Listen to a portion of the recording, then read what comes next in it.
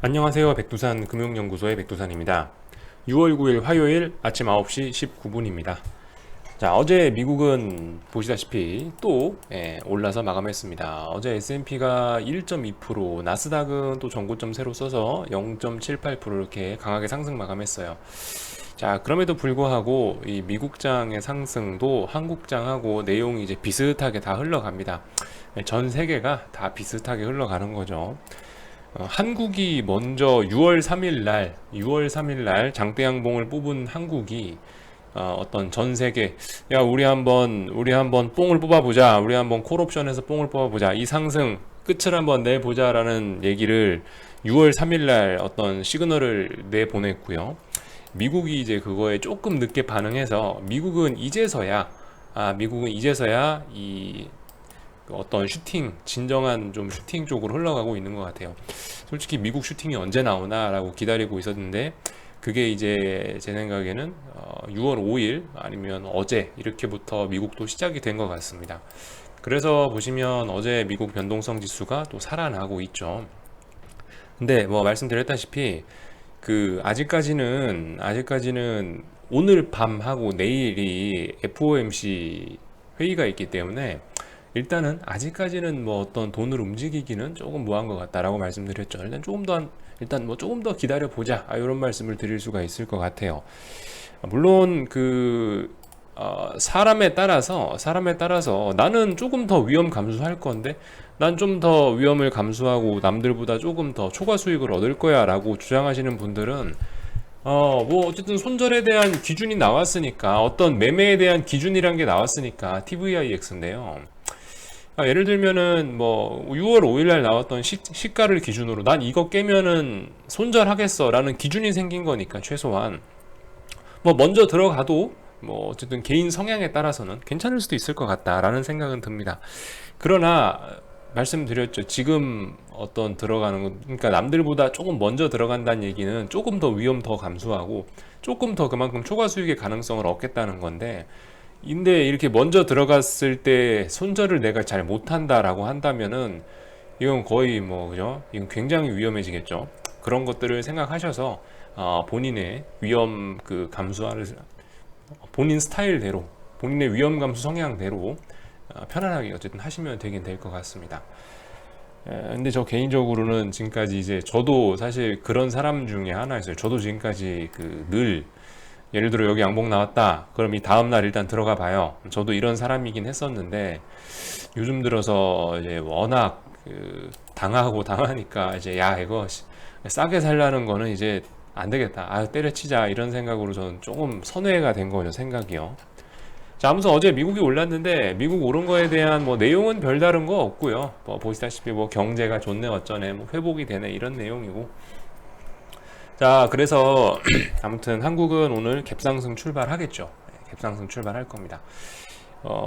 지금 현재로서는 뭐 갭상승 출발해서 살짝 윗꼬리가 보이고 있는데요.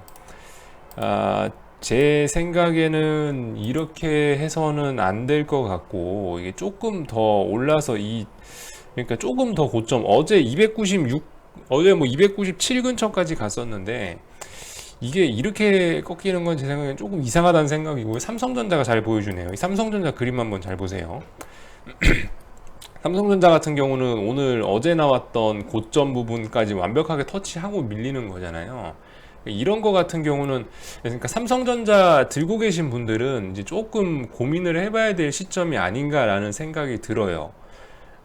지수가 조금 오버슈팅이 나와가고, 지수의 오버슈팅 모습, 뭐 예를 들면 이렇게 변동성 지수가 치솟으면서 같이 올라가는 이런 모습 보면서 지수가 오버슈팅이라면은 삼성전자도 분명히 대형주니까 얘도 아마 운명을 같이 할 수밖에 없을 텐데, 삼성전자 같은 경우 오늘 종가까지 봤다가 예를 들어서 이게 지금 현재 4거래일째 564, 56,400원 부근을 계속 못 넘고 있는데, 이렇게 되면은 일단은 비중을 조금이라도 줄여보는 게 좋지 않을까, 뭐 이렇게 생각할 수도 있겠다는 거죠.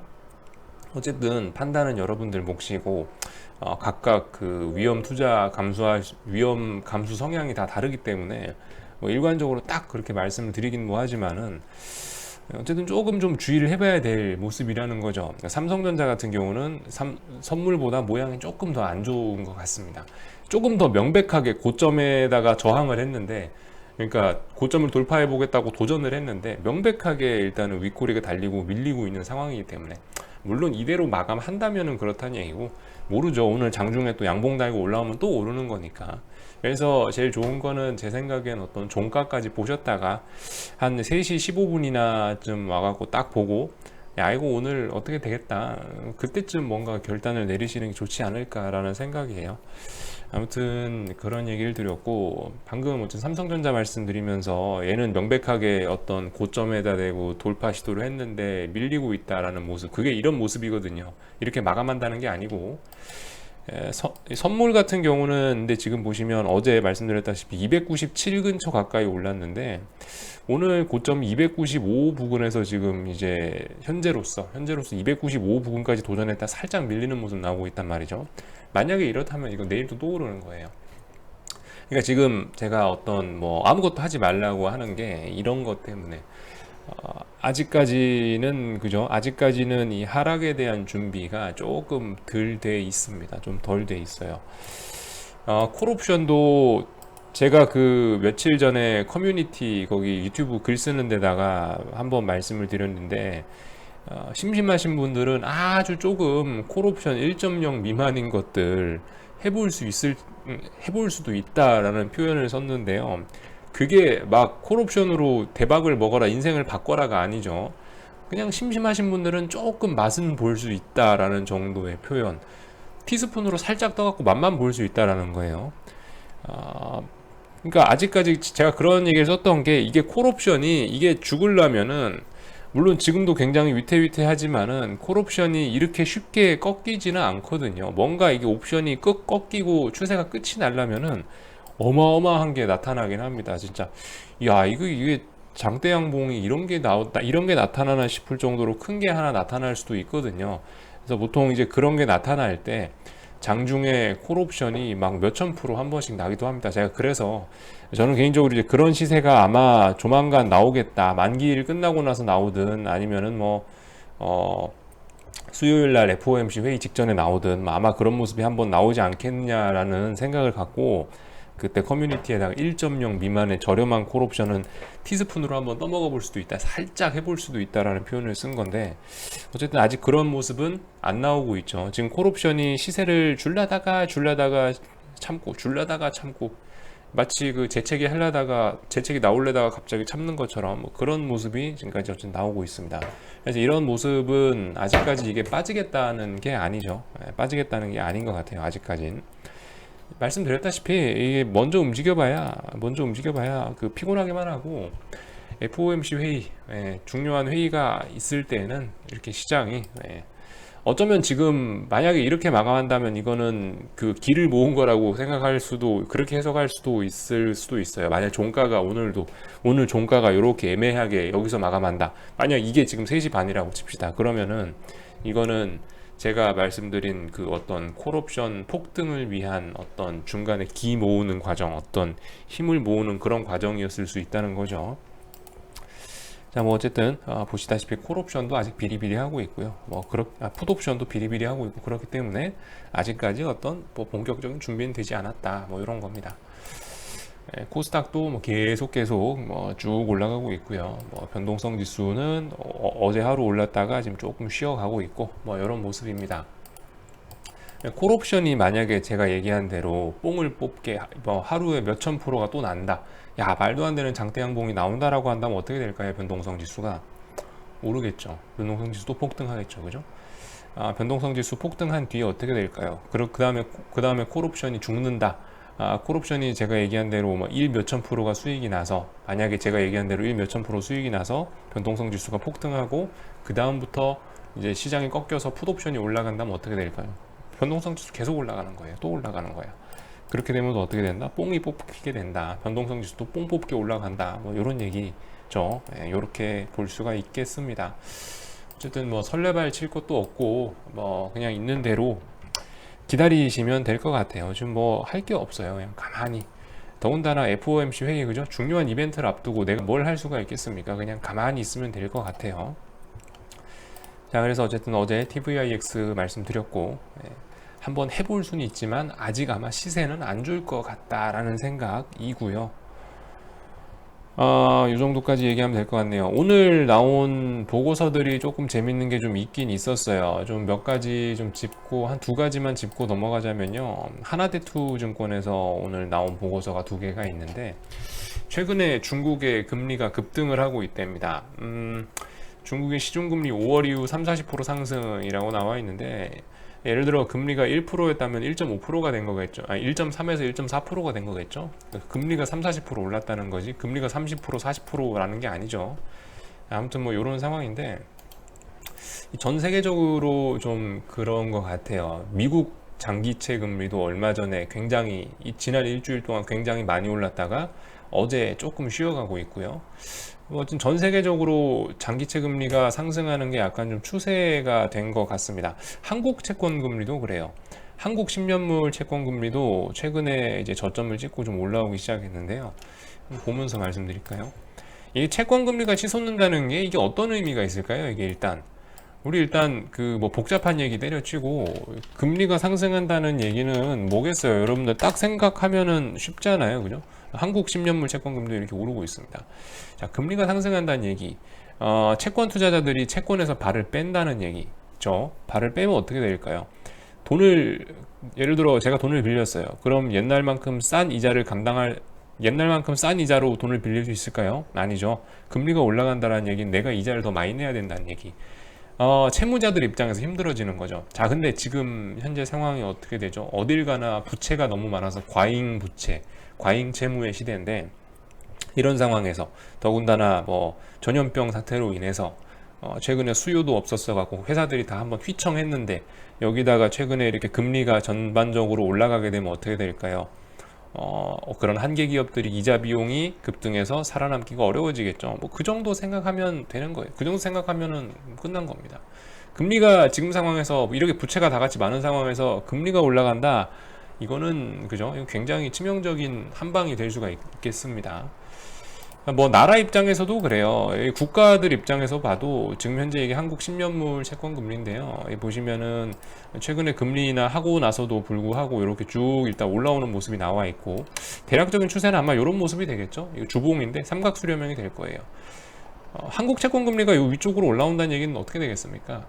외국인들이 한국 정부의 신용도를 믿을 수가 없어서 한국을 팔고 나간다는 얘기가 되겠죠. 이게 금리 상승의 의미가 되겠죠. 뭐 이렇게 보실 수가 있겠습니다. 뭐 물론 우리 증권사 애널리스트들은 뭐 다양하게 분석을 해서 뭐 해가지고 금리가 이렇게 오른다라고 써놓긴 써놨는데, 뭐 어쨌든 위험하다는 거죠. 위험하다는 거를 아시면 될 것 같아요. 중국 쪽에서도 이렇게 금리가 급등했다. 이 지금 전 세계적인 흐름이죠. 지난 일주일 동안 금리가 굉장히 많이 급등했거든요. 미국, 한국, 중국 할 거 없이 다 같이 급등했다는데, 이게 별로 일단 좋은 것은 아니다.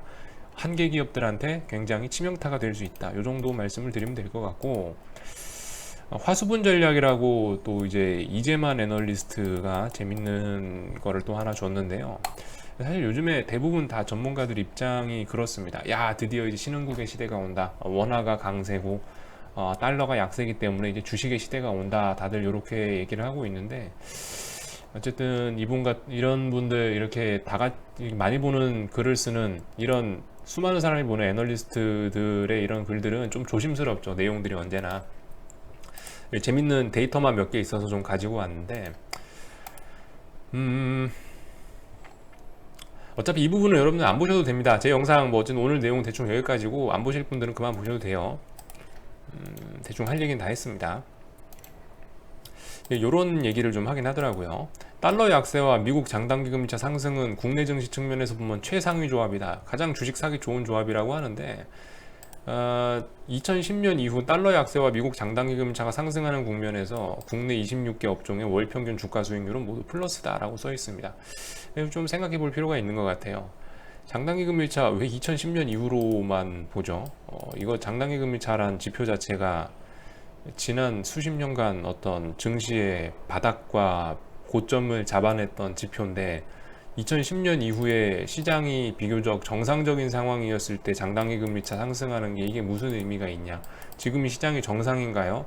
지금 뭐 성장률이 마이너스가 어쩌고 저쩌고 하고 있는 침체 상황인데 회복이 언제 되냐가 관건이지. 어쨌든 지금 누가 봐도 명백한 침체 상황인데 그럼에도 불구하고 2010년 이후에만 데이터를 갖고 썼다는 건 어쨌든 좀 별로이긴 한데, 어쨌든 뭐 그렇다고 해도 지금 이분이 써놓은 말은 조금 좀 한번 읽어볼 만은 합니다. 분석 방법이 제 생각에 약간 이건 좀 다르게 했었어야 되지 않나라는 게 제 생각인데, 2010년 이후로 왜 UA가 한정을 하냐 이거죠. 아무튼간 그 투자자들에겐 지금 상황에서 선택이란 고민이 남았다. 코스피를 아웃퍼폼하기 어려운 환경이기 때문이다. 쉽게 말해서 그 살만한 주식은, 지수는 올라갈 수 있는데 살만한 주식이 좀 없어 보인다라고 그래서 이렇게 표현을 하신 거죠. 이 부분에 관해선 개인적으로 조금 좀 동감은 하긴 합니다. 이미 많이 올라와 있기 때문에 여기서 뭘 더 사라는 약간 이런 생각이 있는 거죠. 사실 그리고 코스피를 아웃퍼폼하는 업종이 나오지 않는다면 그 지수의 상승도 어쨌든 조만간 이 종목들의 어떤 평균값이 나와갖고 코스피 지수가 나오는 거 아니에요. 근데 종목들이 코스피 아웃퍼폼하는 게 없다면은 뭐 때문에 지수가 오르겠냐, 뭐 이런 생각도 좀 개인적으로 들긴 듭니다. 그래서 지금 뭐 이런저런 내용들, 뭐 미국 경기 선행 지수가 반등하고 뭐가 어쩌고 저쩌고 해서 지금 주식이 오르고 있긴 한데, 그럼에도 불구하고 이제 가격적인 측면에서 보면 조금 코스피 아웃퍼폼하기는 쉽지 않겠다라는 이런 얘기를 써줬어요. 아무튼 뭐 재밌습니다. 여러분들 이거 한번 그 데이터만 한번 보세요. 뭐 이분이 뭐라 주장하는 그런 거는 볼 거 없고, 제 방송도 그래요. 제가 뭐라 주장하는 건 들을 필요 없고, 이런 데이터를 어떻게 보고 어떻게 여러분들 앞에서 해석을 하는지 이런 부분을 좀 보셨으면 좋겠습니다. 아무튼 오늘 보고서 2개 나와 있길래 봤고요. 자, 궁금한 거 리플 남겨주시고 저 여기서 마치도록 하겠습니다.